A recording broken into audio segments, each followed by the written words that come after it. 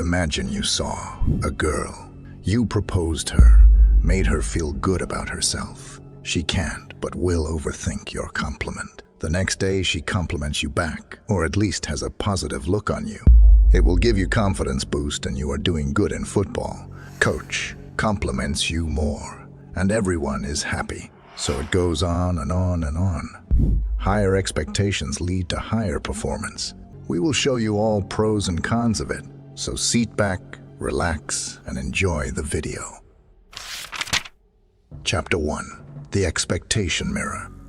Imagine every interaction like a dance, where both partners are subtly guiding each other's moves. It's set by what we expect of each other. This dance is what psychologists call the Pygmalion Effect, and it reveals a curious truth. We often become who others expect us to be. Expectations can act like invisible strings, pulling us toward behaviors that match those expectations. When someone believes you're capable, their confidence becomes a mirror, reflecting a stronger version of you. But when someone expects you to fail, that too becomes a reflection, showing you at your weakest. If you see a child struggling with a puzzle and you think they're not clever enough, you might unwittingly withhold guidance or praise. You might give up on them too soon, and they, sensing your lack of belief, may start to doubt themselves, lose interest, and give up more easily next time. It becomes a self-fulfilling cycle. They live down to your expectations just as much as they might have risen to them, had they felt your belief in their potential. Here's the twist. Our expectations are often just assumptions, shaped by past experiences, biases, or even how hot was that day. Stoic philosophy teaches us to see things as they are, not as we wish them to be. Marcus Aurelius said, "The soul becomes dyed with the color of its thoughts." If our thoughts about others are tinted with doubt, impatience, or bias, we paint them in those colors. But if we see them clearly, without preconceptions, we grant them the space to become their best selves. The trick is to step back and question our assumptions. Are they true, or are they just shadows of our past fears and prejudices? By understanding this, we begin to dismantle the invisible cage of expectations and allow others, and ourselves, the freedom to be something more. Chapter 2. Breaking the Cycle of Expectations. Think of having a situation wherein, each time you rise from bed, you feel as if someone is monitoring you, judging your every move. But in fact, it is all coming from a shadow that is not a part of you. That shadow is somebody else's dream, parent, friend, boss, or faith in you, which may be unreal, unattainable, or undesirable. It chases you, speaks in your ear. You can't, or you have to. The Pygmalion Effect holds that these shadows are our reality. But what if we could come out of the darkness and live the lives that we choose to live? The first step is agreeing to the fact that such expectations do possess some sort of control over our lives. They occasionally start off in what may be considered as a non-threatening manner, a look, a breath, or a spoken utterance. However, over time, these create bonds that are as real as chains, but are not seen by the naked eye. Many times people are not bothered by events occurring in the world, but by their interpretation of these events. Epictetus rightly pointed out that it is not things that upset people. It is their perceptions of things. But imagine if we began to look at such judgments from a slightly different angle. Judgments as thoughts and not facts. What if, instead of letting them define us, we paused and asked, is this really who I am? We could then take the Stoic approach, concentrate on how we can make things better and forget about things which we cannot change. It is impossible to dictate how other people perceive us. But more than often, what we can do is manage how we react to such perception. It is possible to make a decision based on our own belief system and not just complies with other people's expectations. Breaking the cycle means daring to question, will this expectation make me better or hinder me? That is a critical moment where you have an opportunity to stop and decide to write your script instead of repealing it, to come out from under the veil and into the lair of the light of our opportunity. Chapter 3. The Courage to Redefine Ourselves. There is something subtle That begins when we choose not to fit into the boxes that have been assigned to us. The voice inside the human head that declares "I am not who you think I am" requires bravery, particularly when the whole world has decided on otherwise. Expectations are like stones in the pocket, with every single step becoming a struggle and every single movement becoming a chore. Nevertheless, one has to be plain to open the pockets first to be able to walk on the streets once more. It starts with discovering what really matters to us in the first place. Just recall Socrates, who said that the only thing that is worst of all is to live without questioning. To what extent individuals question the parts they were assigned or the narratives that were imposed on them? Are we comfortable with them because it is easy, or because we are uncomfortable with the different? In order to re-establish ourselves, one has to remember that we are not fixed characters. We are not the sum of other people's opinions. We are flexible, malleable, and elastic, and therefore have the ability to transform and grow. But redefinition requires intention. In psychology, there is a notion called self-concept clarity, which reflects the level of one's identity, how clear and distinct the concept of oneself is. Research has, therefore, revealed that the extent of the clarity of self is inversely proportional to the impact of evaluations from outside. They just saunter through life like tall, sturdy trees with firm and strong roots. They are not bent by the winds of people's sayings. Therefore, how is this clarity to be created? The first step would be to discover what is in congruence with the beliefs and what is not. Pray for it, write about it, exist it. Realize that every now and then, one has a shot to decide, to step out of whatever story people have been telling about you, and to defy the words they put into your mouth, and to search for the gumption to write a new one. What is important to know here is that self-rediscovery is not about disowning people in your life. It is about repossessing yourself. It's about understanding the fact that nobody, but only yourself, can determine who you are. Chapter 4. Learning to deal with the pressure. There are so many voices in one's life, and all these voices try to lead the person in different directions. Some are noisy, telling us to become more, to accomplish, to triumph. Still, others mumble the fears into our ears, telling us to remain invisible, to not aim big. These voices are the people we interact with in our day-to-day lives. Everyone has something they wish to see in us, or something they fear we may become. This is what makes it very difficult not to get lost in all this noise and forget ourselves. In this ocean, we have to have a compass, which is a clear understanding of our identity and our values. The Stoics became convinced that there is an inner citadel, an invulnerable part of a person that should not be influenced by other people's judgments. Marcus Aurelius wrote, "Be content with what you are, and wish not to change, nor dread your last day, nor long for it." It means that people should accept themselves with their imperfections, and other people's failures and disappointments are not their business. This should not, however, be misconstrued to mean total disregard for other people. Indeed, we are social beings, and thus we need to connect, to empathize, and be understood. It is not about instead listening to them, but to be able to listen and not let these voices overpower us.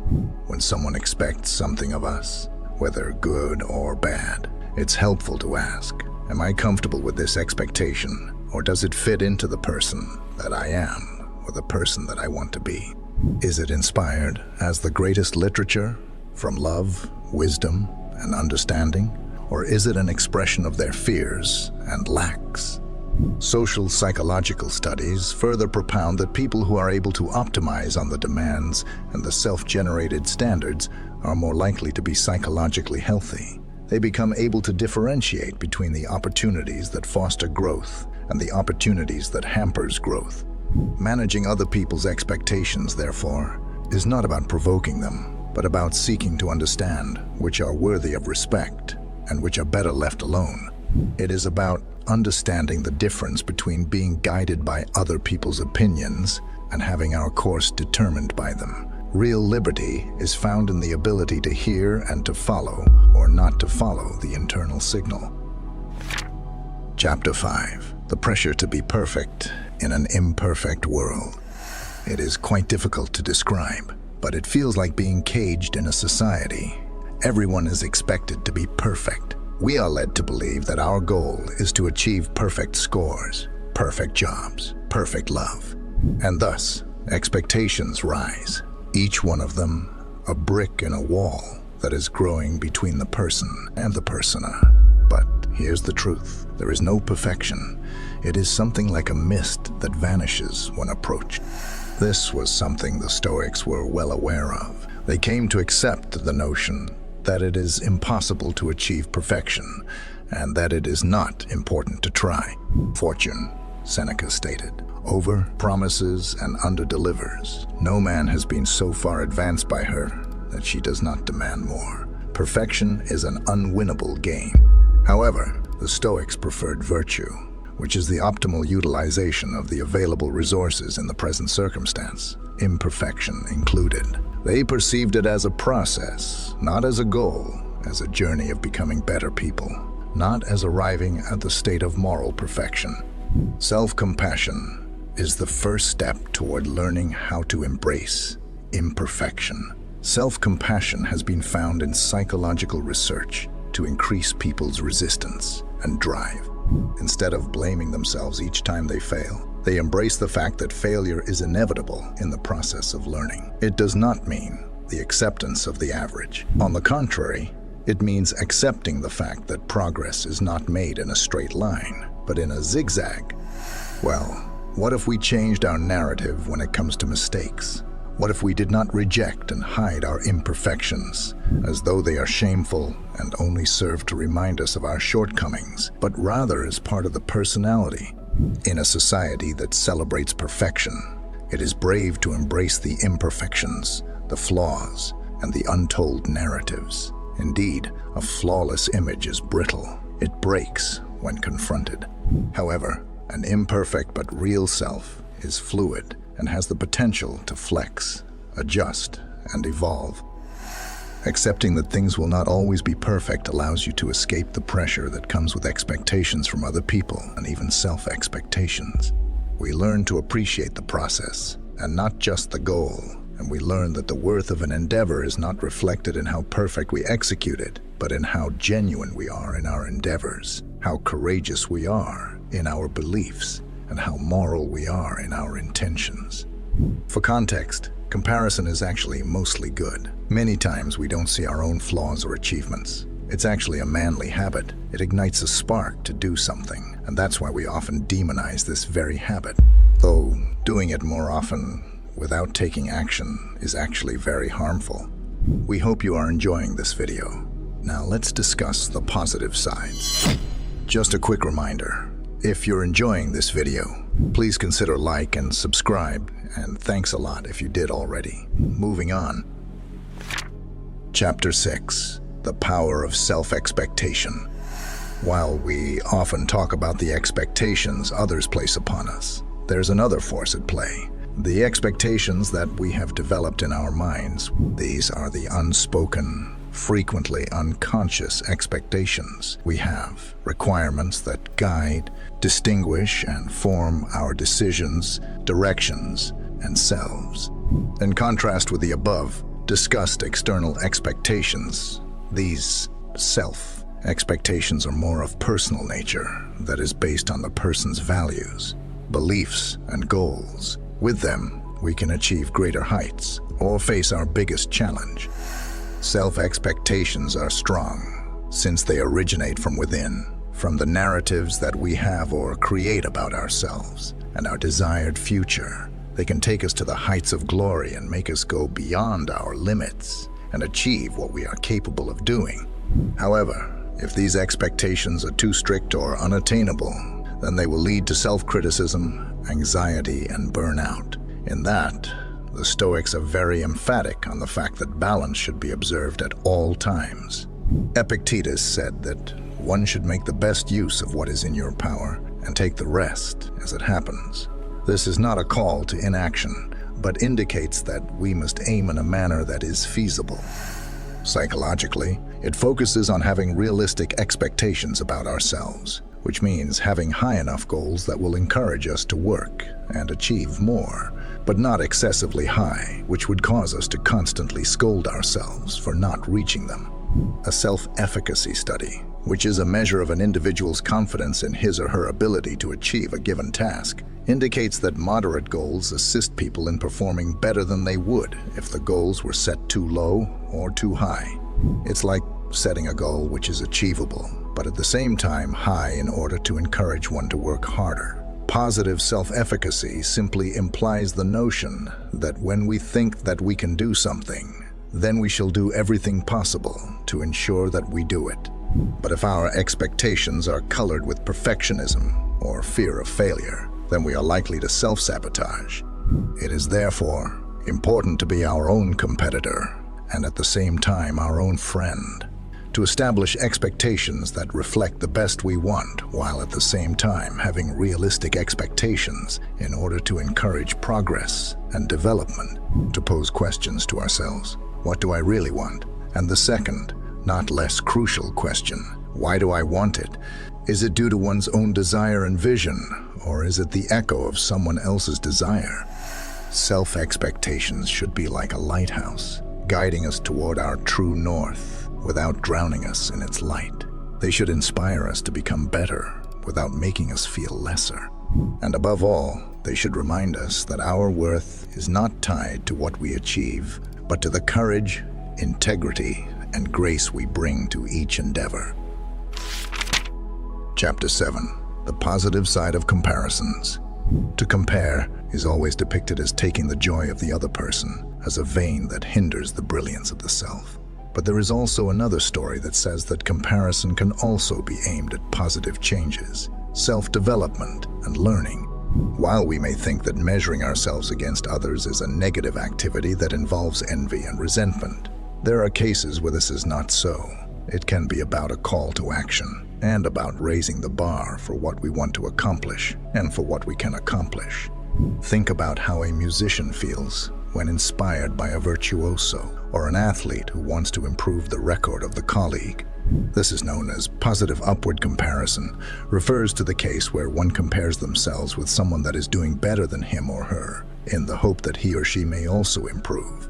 If we see a person doing well in a particular field that we are interested in, then there is a tendency that it will also ignite a fire and make us realize that there is more to life. Psychosocial scientists have discovered that positive comparison is likely to lead towards better efforts and harder goals being set and achieved. The crux of the matter is that we have to learn not to view other people's success as our failure, but as the potential we have. This notion is quite compatible with Stoicism, according to which one should imitate other people's achievements without feeling less superior. Marcus Aurelius said that it will be good to willingly take on the role of imitating the virtuous conduct of people who live virtuously, but without bitterness and self-loathing. There is such statement made by the Stoics concerning people we meet. Every person can be a teacher, a master, or a mirror that shows our better self.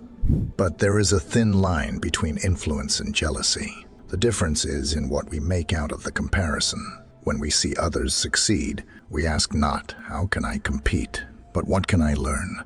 How is it that they got there? And what can I do to get better? These shifts make it less of a war and more of a rising together, which is co-elevation. Therefore, the positive side of comparison is about reframing our perspective. Instead of letting it weigh us down, we use it to climb higher. Instead of seeing it as a race, we see it as a relay, where the success of others can propel us forward. And when approached with humility and gratitude, comparison transforms from a source of discontent to a powerful force that shapes us into better versions of ourselves. Chapter 8. Feedback and Shaping Expectations.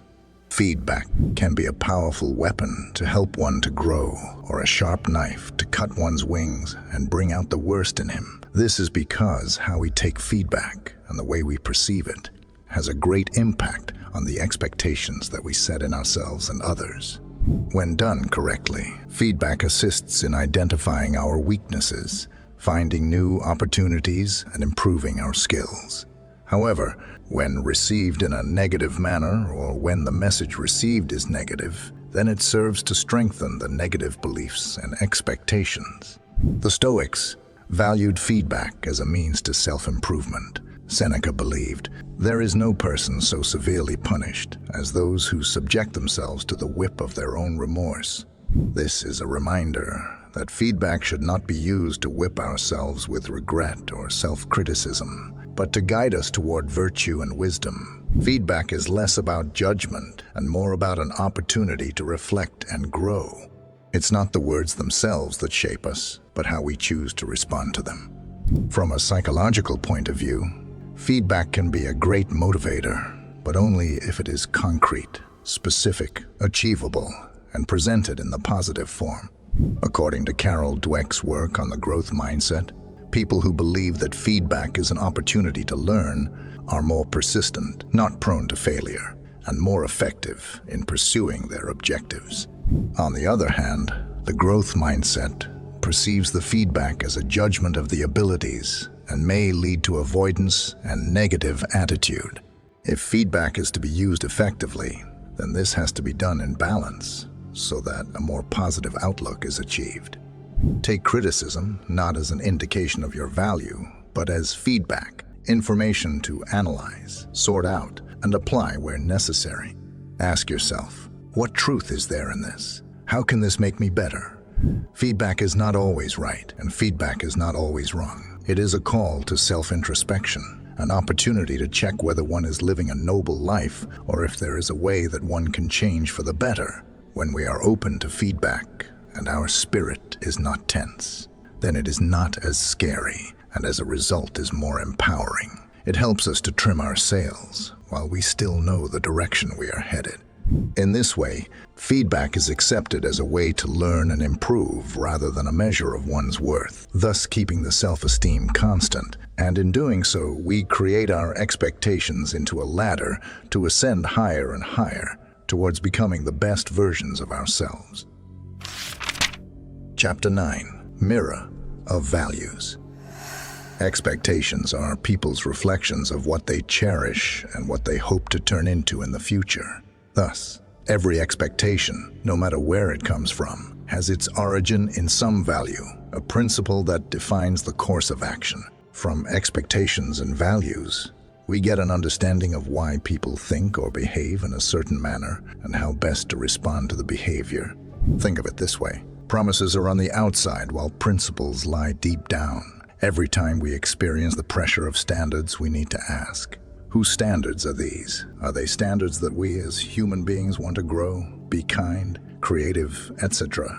Or are we being dragged by the society pressure of success, beauty, or the status that we are supposed to achieve? Such reflection is important as, according to the Stoics, one's values should be selected deliberately rather than being adopted by default.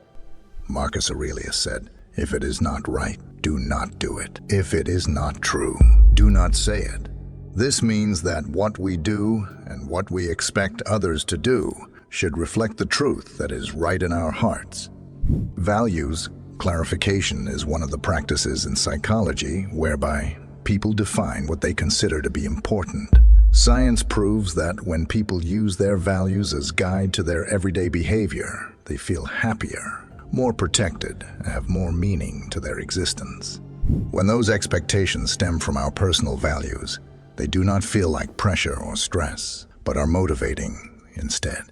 This is where we begin to find purpose in what we do not as duties, but as aspirations of the kind of persons we wish to become. But when expectation is in conflict with the values, trouble starts. Perhaps we may be stressed, frustrated, or consistently unhappy, or it seems as though we are living other people's life. The Stoics, for instance, urged people to take time and review their aspirations and objectives to see if they are noble.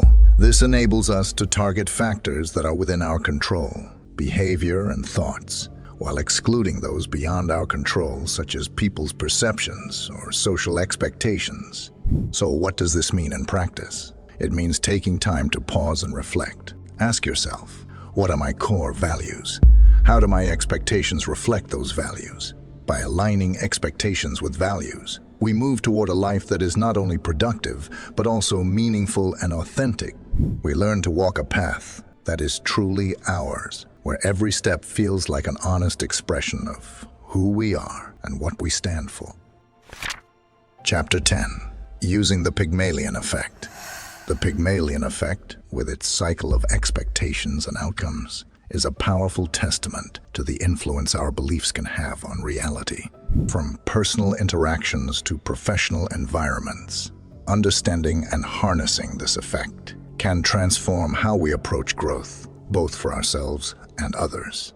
At its core, the Pygmalion Effect reveals that the expectations we hold, whether positive or negative, can shape the behaviors and achievements of those around us. This is not merely about wishful thinking, but about a profound interaction between belief and performance. By setting high expectations and by believing in the potential of others, we can inspire remarkable achievements. Conversely, low expectations can inhibit potential, creating a self-fulfilling prophecy that limits growth. The Stoic philosophy, which teaches acceptance and focus on what we can control, aligns well with the principles of the Pygmalion Effect. It encourages us to be mindful of the expectations we set and how they influence those around us. As Marcus Aurelius said, the best revenge is to be unlike him who performed the injustice. In this context, the revenge is not about retaliation, but about rising above negative influences and setting a standard that reflects our highest beliefs. To effectively harness the Pygmalion Effect, consider the following practices. Set positive expectations. Whether mentoring someone or managing a team, set high but achievable expectations. Your belief in their potential can catalyze their performance and growth. Provide constructive feedback. Offer feedback that is specific, actionable, and encouraging. This helps reinforce positive behaviors and builds confidence. Reflect on your own expectations. Regularly examine your beliefs and expectations about yourself and others. Ensure they are aligned with genuine potential rather than limited by past experiences or biases.